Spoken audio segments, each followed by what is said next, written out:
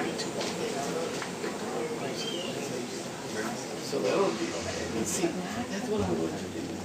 I was going to sing the whole slew, because when you scrap letters, you need 8, you need 2. Because you cut around and you do all this kind of stuff with them. It's like a roll of film, and it has cut out. So I can take like 8 pictures of that. Cool. But see, that's why I need, I was going to order every one of them, so I use every one of them. And I'll tell you this. There's the Joe had by the house. A prayer bomb. And I can just the person's pleasure. So I have 4 pages. There's Peter holding. There's Marty. Yeah, they are. What I was going to bring back over after I give it to you. But that's what I'm saying. I ordered that sleeve off that sleeve and then play with it. But this is so cute with that film strip running down like that. Because then you don't have to have a fancy background. You can just take, and there's so many. The one part back time that you got a picture of her. And the one part understand. What did you just take this in? That's what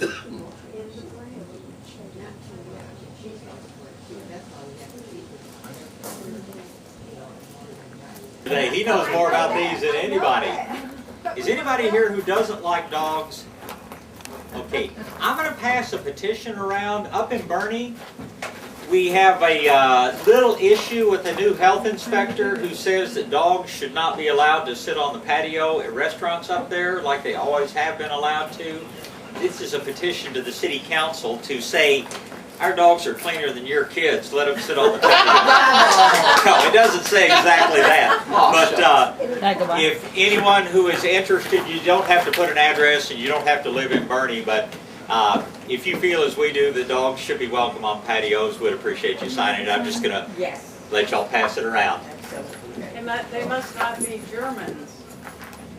Not the health inspector. A lot of the good old hard-headed people out there. Yeah, that's what you see in Germany all the time. Oh, absolutely. You see them inside the restaurants there, and you don't even know they're there. But I don't think you need the introduction. But we have to let Sophie introduce here.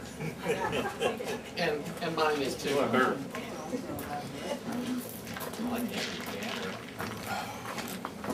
Well, as you see, today is all about cacti and succulents. Jeff is our cacti and succulent guy that does most all of our buying on these, is very experienced with growing them, has created these incredible little cactus and succulent dish gardens that you see here. So you're in very good hands today, so he'll tell you all about it. I'll tell you that the next 2 upcoming seminars, the next 2 weekends, are going to be a 2-part on landscape design or redesign. So, and that's going to wrap up our seminar season, but we'll hope to see you next week as well. But enjoy learning from a guy that knows it all.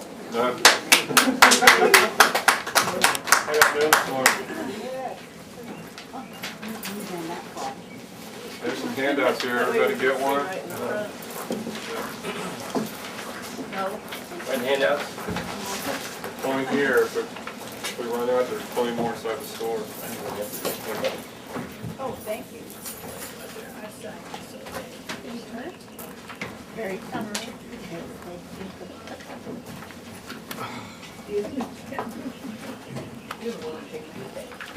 share the wealth. Oh, here's, do you need one? Got one.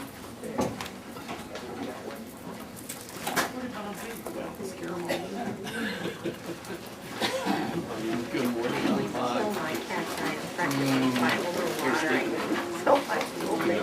You're welcome. Not much to pick.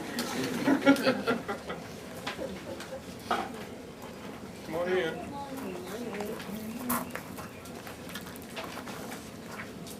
And last year my little demonstration didn't go that well because I didn't have, remember, find the soil or that type of thing. But I'm going to do a very, very simple demonstration this morning as we have our talk. And hopefully y'all can see what I'm doing here. You can see I've got some stuff made up here. Most of them are succulents, and the reason that is because I really like succulents because most of them don't have any thorns. And they're just so much easier to work with. But I'm just going to kind of concentrate more on succulents this morning. And if y'all ever have any questions, just holler at me as I'm talking. They just come in so many different colors, textures, shapes, sizes. Most of them, I'm going to start off just by telling you by the watering conditions they need and light conditions for one thing. Most of them are going to take bright light, at least bright light, and a lot of them will take full sun actually. And I've done a little research on the computer here lately on the internet because there's a lot of them I can't even find in books, you know, and things like that. I do have a new book here that we just got in that y'all might want to think about getting in. We do have some good books at the bookstore. One of them's called Designing with Succulents by Deborah Lee Baldwin. That's this one here. And we have a couple in stock, and that's all we were able to get. So just to let y'all know about that. And it's a really neat book. A lot of container gardening, a lot of containers, outside gardening of succulents. And she does some very, very pretty work here. And another one is called The Complete Book of Cacti and Succulents. And this is mine here. But they seem to concentrate not a whole lot on cactus, but mostly succulents in this book. But most of the stuff that I work with is in this particular book right here. So you might think about getting you a book or going on the internet. You can find a lot of information on there.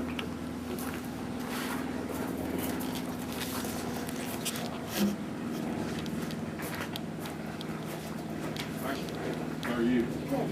Good. When I start making a succulent garden, I usually start with something tall, and you can see right here with this Madagascar palm. And I kind of built, that's me personally, I like to start with something just a little bit tall, maybe as a just a significant plant to put in the middle or in the background. It depends if you want something that you're going to see all the way around, then you want to kind of build around that. It's personal preference, whatever makes you happy, you know. You can plant them in just about anything. That's the neat thing about these. And another thing is, getting back to the watering just real quick, a lot of people come in here to the nursery and say, well, I went on vacation for a couple of weeks, you know, and I came back and all my plants were dead. You know, nobody watered them or somebody miswatered them. Most of the time you're going to take off and you come back and they're going to look just like the day you left them, which is the neat thing. And let me start by just telling you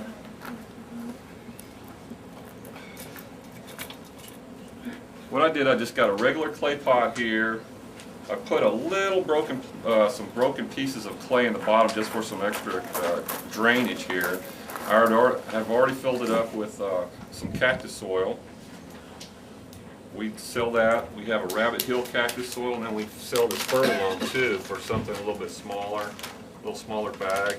They're both good soils for cactus. You might want to add a little sand to to it, or maybe some pebbles or something like that, just for better drainage, basically.